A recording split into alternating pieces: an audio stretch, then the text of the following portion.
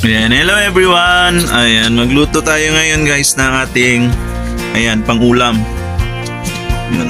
Sardinas tayo ngayon. Ayan, ito po yung natin, udong with sardinas. Ayan. Ayan guys, ginisa na po yung sardinas natin para hindi siya malansa.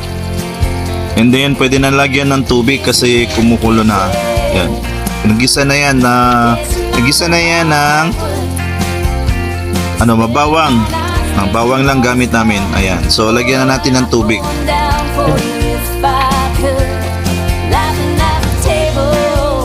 Nadidinig. Ayan guys, yung sabaw.